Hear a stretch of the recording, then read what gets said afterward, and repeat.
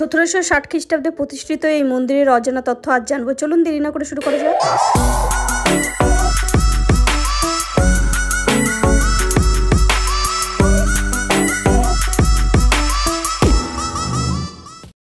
Hello বন্ধুরা, blog on with Saraswati চ্যানেলে সকলকে স্বাগতম। আজকে আমার ব্লগটি স্কিপ্ট না করে দেখতে থাকো। তো হ্যালো এভরিওয়ান, গুড মর্নিং। সকাল সকাল রেডি হয়ে সংসারের সব কাজ কমপ্লিট করে পুজো টুজো সব ডান দিয়ে যাচ্ছি। কোথায় চলুন দেখতে পাবেন। দুটো কাজ একবারে গুছিয়ে নিয়েছি, কারণ একসাথে সব কাজ গুছিয়ে নিয়ে বেরোলে সবগুলো কমপ্লিট করা খুব ইজি হয়ে যায়।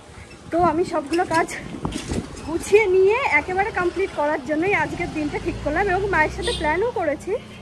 তো আজকের ব্লগটি দেখতে থাকো। তো চলো দেখা হচ্ছে। আমি যত ভাবছি তত অবাক হয়ে যাচ্ছি। হয়তো আমার ব্লগের জন্যই দিনকে দিন এই কবরডাঙ্গার এই ব্রিজটা, এই রাস্তাগুলো এত পপুলারিটি পাচ্ছে এবং ফেমাস হয়ে যাচ্ছে, তাই না? তো আমার ব্লগে যেখানেই আমি জার্নি করি না কেন, যেখানেই আমি যাই না কেন, আমার গন্তব্যের পথে এই রাস্তাটাই মেন রাস্তা। তো এটা তো আপনাদেরকে দেখতেই হবে। তো অনেকে দেখেই চিনে যাবে যে এটা কোন জায়গা। এটা হচ্ছে কবরডাঙ্গা। তো এখান থেকে আমাকে অটো ধরে নিতে হবে, দেন আমি যাব মন্দিরে।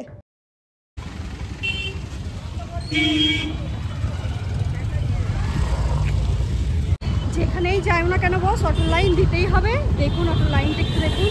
চলুন ব্লগ অন উইথ সরস্বতীর সাথে আজকে ঘুরে আসি আমাদের কলকাতার মধ্যেই অপরূপা সুন্দরী মা করুণাময়ী সদা জাগ্রত একটি প্রাচীন মন্দির থেকে। প্রায় 250 বছরের পুরনো কালী মন্দিরের পেছনে লুকিয়ে আছে অনেক ইতিহাস। ব্যস্ত টালিগঞ্জের মধ্যে সুন্দর জায়গায় এই কালী মন্দিরটি অবস্থিত। এখানে আছে একটি সাজানো গোছানো ছোট বাগান, 12খানা শিব মন্দির, মহাদেবের 12টি রূপ এখানে তুলে ধরা হয়েছে। মা কালীর মন্দির যেটি মূল আকর্ষণ করেছে এই জায়গাটিকে। 1760 খ্রিস্টাব্দে প্রতিষ্ঠিত এই মন্দিরের সাথে জড়িয়ে আছে কলকাতা তথা পশ্চিমবঙ্গের অত্যন্ত পরিচিতি একটি পরিবারের নাম। পরিবারটির নাম হলো সাবর্ণ রায়চৌধুরীর পরিবার। এই পরিবারটি এই মা করুণাময়ী মন্দিরটি প্রতিষ্ঠিত করেছিল। এই মন্দিরটি চলুন একটি অজানা ইতিহাস আছে, একটু জেনে নেওয়া যাক। সেই সময়ে কলকাতার খুব কাছে বরিশা গ্রামের জমিদার ছিলেন সাবর্ণ রায়চৌধুরী। তিনি পরিবারের সিদ্ধপুরুষ থাকায় তার ছেলে অর্থাৎ পুত্র নন্দদুলাল রায়চৌধুরী 3 ছেলে হবার পরে এক মেয়ে হলে তার নাম খুব শখ করে রাখা হয়েছিল করুণা। কিন্তু দুর্ভাগ্যবশত সেই মেয়ে 7 বছর বয়সেই মারা যান। শোকে দুঃখে যখন নন্দদুলাল পাগল উন্মাদ, তখন এক রাতে সেই মেয়েই স্বপ্নে দেখা দিয়েছিলেন এবং নন্দদুলালকে আদেশ করেছিলেন যে কালীঘাটের কাছেই একটি প্রাচীন বটগাছের তলায় আছেন একটি কোষ্ঠী পাথর।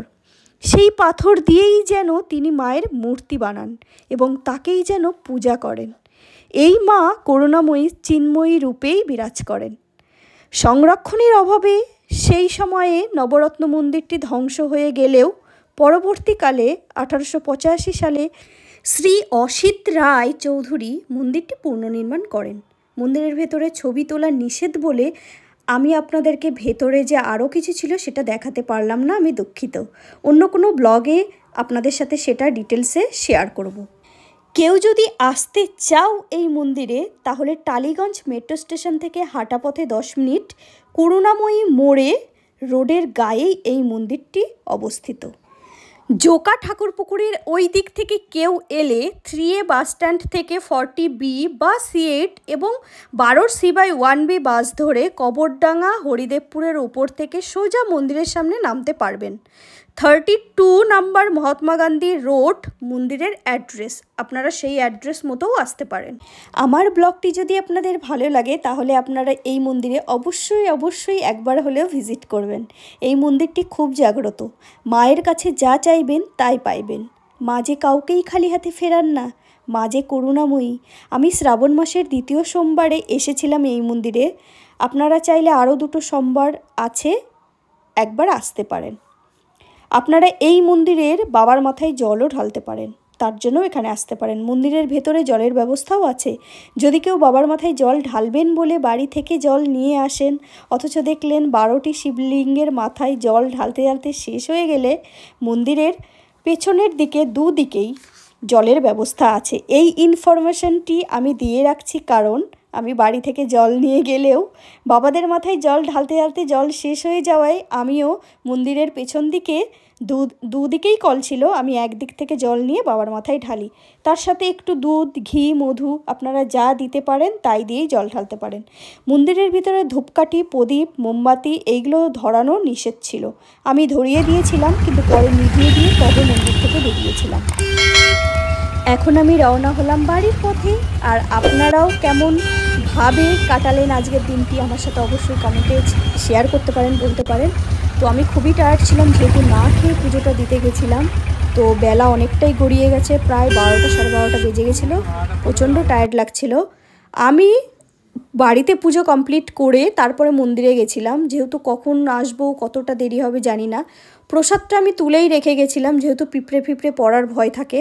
তো আসার পথে আমি নিয়ে এসেছিলাম আখের রস, যেটা আমি বাবার মাথায় ঢালবো বলে বাড়ির মন্দিরে আমি বাবার মাথায় ঢেলে নিচ্ছিলাম এখানে।